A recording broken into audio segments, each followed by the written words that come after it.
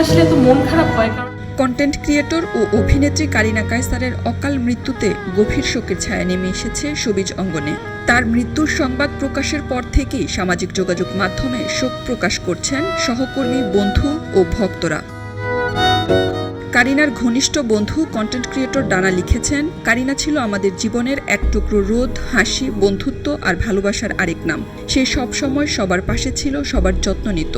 তুমি বলেছিলে যতদিন বেঁচে থাকবে আমার জন্মদিন উদযাপন করবে। তুমি কথা রেখেছ, শুধু খুব তাড়াতাড়ি চলে গেছো।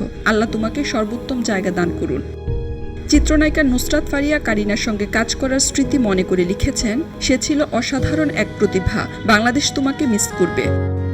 অভিনেত্রী তাসনিয়া ফারিন তার সোশ্যাল মিডিয়ায় শোক প্রকাশ করে লিখেছেন, তার মাঝে এক অন্যরকম আলো ছিল। কোনো ঘরে ঢুকলেই তার ইতিবাচক ও হাস্যোজ্জ্বল উপস্থিতি সবার নজর কাড়ত।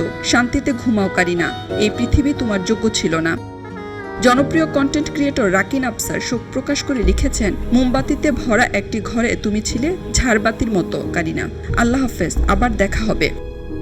প্রার্থনা ফারদিন দিঘি, সাদিয়া আয়মান, কন্টেন্ট ক্রিয়েটর শামস আফরোজ চৌধুরী, উপস্থাপিকা দীপ্তি চৌধুরী সহ আরও অনেক তারকা কারিনার স্মৃতিচারণ করে আবেগঘন বার্তা দিয়েছেন। কেউ তার হাস্যোজ্জ্বল উপস্থিতির কথা বলেছেন, কেউ তার আন্তরিকতা ও ভালোবাসার কথা তুলে ধরেছেন। কারিনার মৃত্যু কোনোভাবেই মেনে নিতে পারছেন না বিনোদন অঙ্গনের মানুষজন। তার প্রাণবন্ত হাসি আর উজ্জ্বল উপস্থিতি স্মৃতিতে বেঁচে থাকবে দীর্ঘদিন। শাবনাম পারভীন, খবরের কাগজ। খবরের কাগজ, নিখাত, নির্ভীক, নিরপেক্ষ।